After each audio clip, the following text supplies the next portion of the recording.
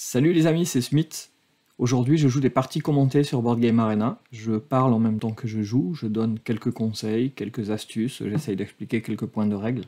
Si vous aimez ces vidéos, mettez un pouce levé ou abonnez-vous et mettez-moi des commentaires positifs. Si au contraire vous pensez que je suis très mauvais et que vous feriez mieux que moi, ça m'intéresse aussi. Mettez des commentaires, j'y répondrai. Aujourd'hui, on va jouer à Luxor, un jeu de parcours dont les règles sont assez simples, vous allez voir. C'est parti pour Luxor. On va jouer à Luxor contre un joueur classé 100. Principe de Luxor, donc pour ceux qui écoutent et qui ne connaissent pas le jeu, c'est un jeu de parcours. On va explorer cette pyramide en colimaçon avec nos jetons aventuriers. On va essayer de rentrer dans la salle du sarcophage. À partir du moment où 2 aventuriers auront pénétré dans la salle du sarcophage, ce sera le dernier tour. On jouera tous un même nombre de tours et la partie sera terminée. On a 5 cartes en main, mais on ne peut jouer que les cartes situées à l'extrémité gauche ou droite de sa main. Une fois qu'on passe ces cases qui ne sont pas des cases, qu'on ne compte pas dans les déplacements, on va libérer de nouveaux aventuriers. Donc c'est ce que je vais faire le plus vite possible. Je libère un nouvel aventurier qui commence au début. Et puis il faut essayer d'obtenir ces tuiles-là, qui sont des statues, des vases ou des colliers, qui rapportent des points indiqués en haut à droite et qui rapportent des points supplémentaires en fonction des séries que l'on remporte. Plus on a de séries de ces 3-là, plus on a de points, de façon un peu exponentielle. Pour remporter ces tuiles, il faut avoir un nombre suffisant d'aventuriers de sa couleur sur la tuile. Ici, j'ai qu'un aventurier, mais il m'en faudrait 2.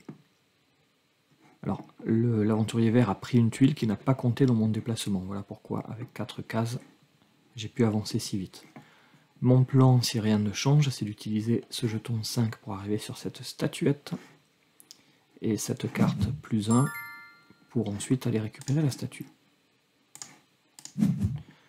Avancer vite à ce jeu, c'est une des clés. En tout cas, c'est une des stratégies que moi j'utilise. Avancer le plus vite possible parce qu'en fin de partie, on gagne aussi des points en fonction de l'emplacement où se trouvent ces aventuriers. C'est indiqué sur le mur. Début de plateau, on est sur du 1 ou 2 points. En fin de plateau, on est sur des 7, 8, jusqu'à 13 points dans la chambre funéraire. Donc certaines tuiles ont des tuiles bonus cachées dessous. C'est le cas de celle-ci qui permet de piocher une carte bonus de valeur 1 ou 2 qui est rajoutée dans sa main. Alors sachant que c'est à double tranchant parce que certes on a cette carte dans sa main, mais une fois qu'on a joué les cartes, elles sont mises dans une défausse commune. Donc on est dans du deck building partagé. Ces cartes elles vont dans une défausse commune et puis elles pourront servir finalement à l'adversaire au tour d'après. Il faut utiliser aussi ces cartes Osiris, qui sont des sortes de tremplins. Si je finis dessus, j'avance de 2 cases supplémentaires. C'est ce que je vais faire avec ce plus 5, je vais finir. Ici, j'avance plus vite. Et cette carte me permet de piocher une clé qui permettra de rentrer dans la chambre funéraire. On est obligé d'avoir une clé pour rentrer dans la chambre funéraire. Si on garde la clé en fin de partie, elle rapporte 1 point. C'est anecdotique. Il faut vraiment essayer d'avoir des clés très tôt dans le jeu pour mettre de la pression sur l'adversaire. Alors, mon plan de parcours, soit je fais du plus 2 et plus 3, ça ne me sert pas à grand chose, soit j'essaye de jeter un dé, et ensuite je me libère des jetons 1, en espérant que le dé m'amène par ici, et que je puisse prendre une statuette ou un vase supplémentaire. 1, ok, c'est pas un très bon jet. Alors, il faut essayer de voir comment je peux combiner mes aventuriers. Je vais avancer lui, sachant que dès que j'aurai libéré mon aventurier suivant, je me prends une option sur ce collier.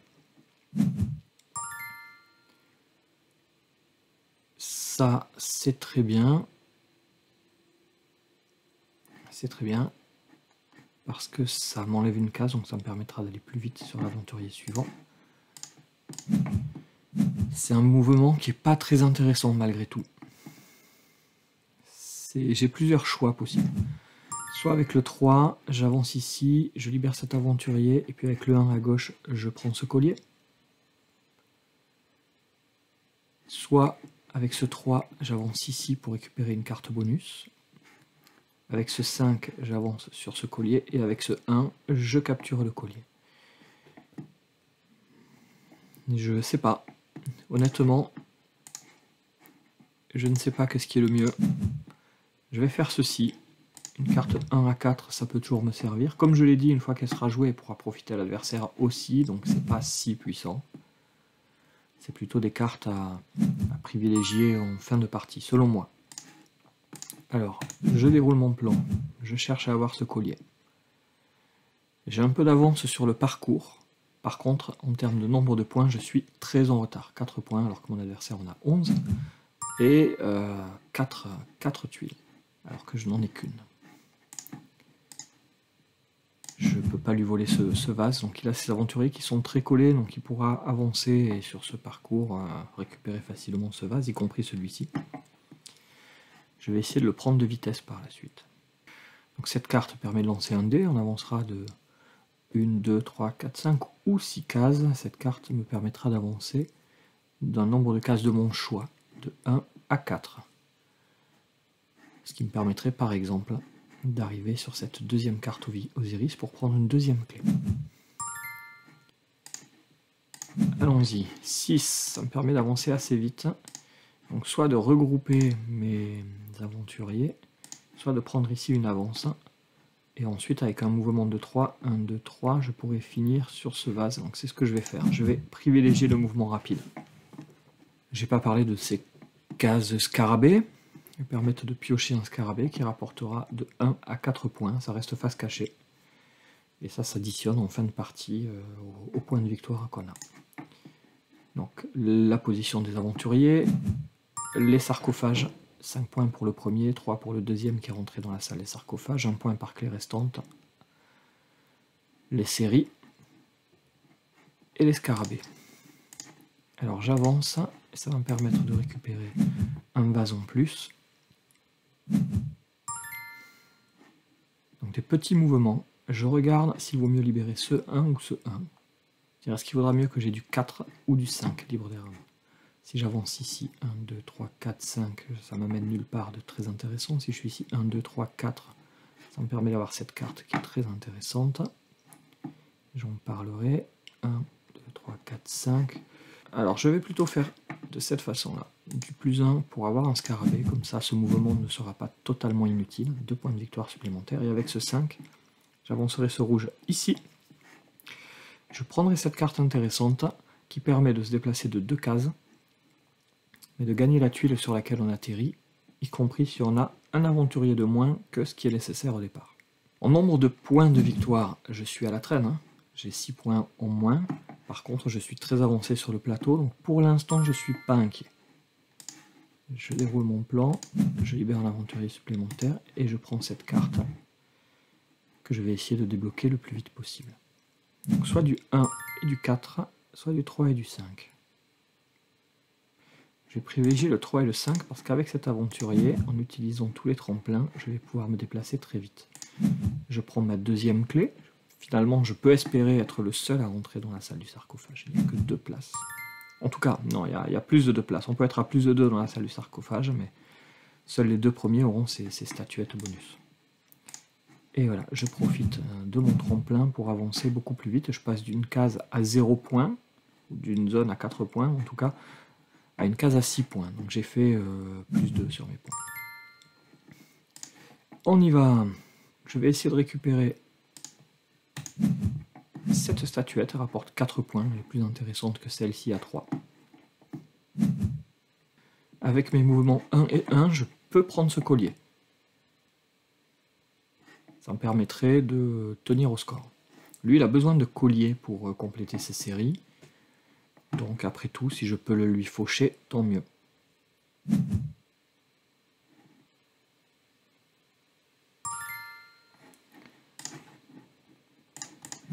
Mon adversaire a 2 clés, donc il prétend lui aussi à la course à la salle au sarcophage. Si je rentre et qu'il n'utilise pas ses clés, ça lui fera 2 points supplémentaires. Ça peut ne pas être négligeable, 2 points. C'est parfois des points qui font la différence en fin de partie. Donc, entre choisir une carte bonus peu intéressante qui en plus bénéficiera aussi à l'adversaire, ou prendre une clé à 1 point, il vaut mieux parfois privilégier la clé à 1 point. Il faut vraiment que la carte bonus soit intéressante pour sacrifier le point. Ou alors avoir une avance considérable. Donc, en nombre de points, j'ai 4 points de retard. Par contre, en termes de série, je suis sur une série de 1 et lui de 0, ce qui me fait peu de points, hein, ce qui me fait 3 points que je rattrape. On a un scarabée chacun, potentiellement il a 2 points de plus grâce à ça.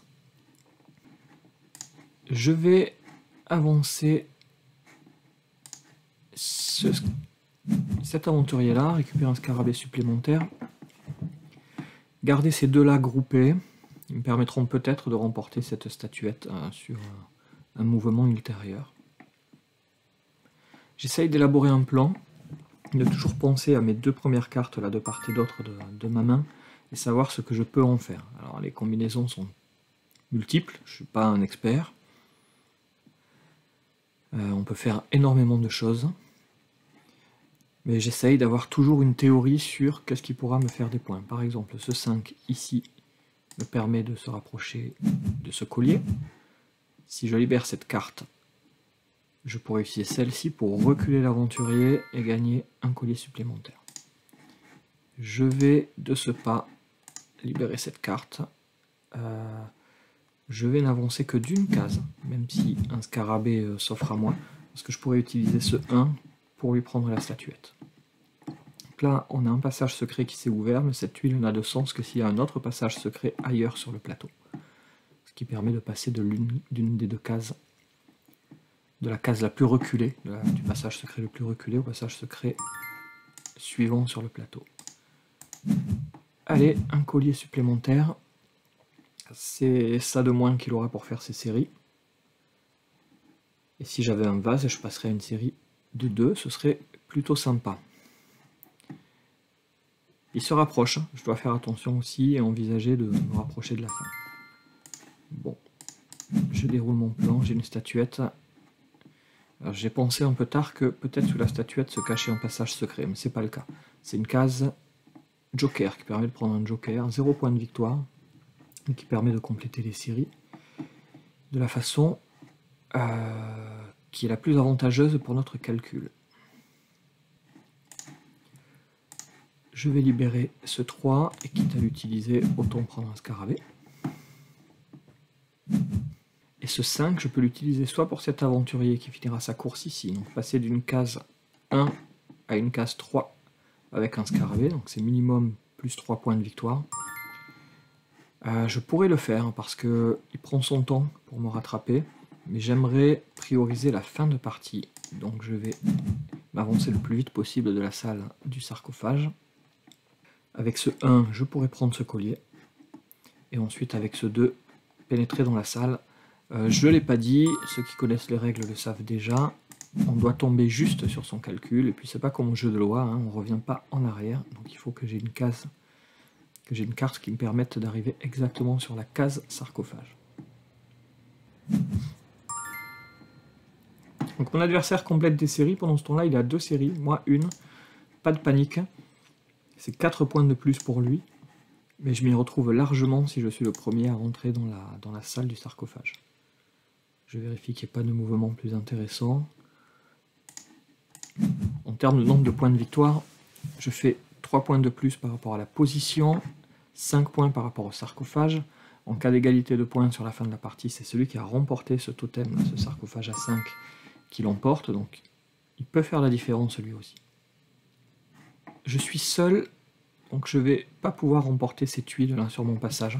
Il va falloir que je privilégie la vitesse. 1, 2, 3, 4, 5, 6, 7 cases. Donc ce 3 et ce 4 peuvent me permettre d'y accéder. En attendant, je vais prendre un peu mon temps. J'hésite à prendre mon temps ou à speeder la vitesse. Si je speed sur l'arrivée, je fais ce plus en moins 1 là qui ne me sert à rien. Franchement, je peux gagner aucun point avec ça. Donc, est-ce que je fais ce 2? J'avance sur le scarabée, je tire le dé. Et ensuite, je complète avec la carte 4 pour arriver sur la fin. C'est plutôt ce que je vais privilégier. Donc, j'avais la possibilité d'utiliser ce plus en moins 1 pour faire ce que je voulais. Et ces cartes 3 et 4 me permettaient d'arriver à destination. Là, j'espère juste qu'avec le dé, je vais faire au moins 3. Et je compléterai le mouvement vers la salle du sarcophage avec la carte versatile 1 à 4. Si c'est le cas, mon adversaire était le premier joueur, donc si je suis celui qui prend le sarcophage à 3 points, la partie s'arrête instantanément, on aura joué le même nombre de tours. En termes de points de victoire, il a 5 points de victoire de plus que moi. Par rapport aux aventuriers sur le plateau, je suis largement en avance sur lui. Par rapport aux séries, il mène de 4 points. Par rapport aux scarabées, on a certainement à peu près le même nombre de points. J'ai des scarabées, donc ça fait 2,5 points en moyenne. Donc j'ai des scarabées qui sont en dessous de la moyenne, mais j'en ai plus que lui. Et les sarcophages font largement la différence. Allez, je croise les doigts. 1, c'est pas le chiffre que j'attendais. Alors pas du tout. Bon, pas le choix. Je speed vers la salle au trésor. Ce qui signifie que ce 4 et ce 1 ne suffiront même pas. Donc là, c'est un gros coup dur par rapport à mes calculs. Je peux essayer de rattraper d'autres scarabées sur la route, mais ce faisant, je perds du temps. Je regarde ce que j'ai d'intéressant à faire. Pas grand-chose d'intéressant. Vraiment pas grand-chose d'intéressant. Je vais speeder. Je vais souhaiter que mon adversaire ne fasse pas tant de points que ça. Voilà, 3 points de plus pour lui. Une case bonus auquel je ne peux pas prétendre. Est-ce que je peux utiliser ce déplacement de manière avantageuse? Pas vraiment. Alors je peux avancer ici, ce qui me permet, si je le veux, de conclure au tour d'après, ou alors de temporiser avec ces cartes 4, et de finir quand je veux avec une carte 1. Alors là, il a fait quelque chose qui est intéressant pour moi, hein. Il est passé d'une case à 2 points de victoire à une case à 0 points de victoire. Il vient de s'amputer de 2 points de victoire, alors que, potentiellement, je peux terminer sur ce coup-ci. Je fais un petit bilan des scores pour être sûr que ce soit avantageux de terminer la partie. J'ai 1 minute pour le faire. Il a 8 points de plus que moi sur le score de base, plus 4 avec ses séries, donc 12 points de plus que moi. Certainement quelques points de plus sur les scarabées, donc disons une quinzaine de points de plus que moi, plus les clés 17. Alors, il faudrait que je rattrape 20 points sur le reste. J'en rattraperai 8 avec les sarcophages. Par rapport aux positions de plateau, je serai à 1, 4, 7, plus 26, 33. Quant à lui, il sera à 3, 7, plus 12, 19. Je rattrape 14 points sur la position, 8 points sur les sarcophages, donc je vais conclure. Je mène au score. C'est ce qu'on va voir avec le compte, et vous aurez le détail plus précis. Donc c'est une partie où j'ai pas forcément survolé la partie, j'ai pas été le plus rapide du monde.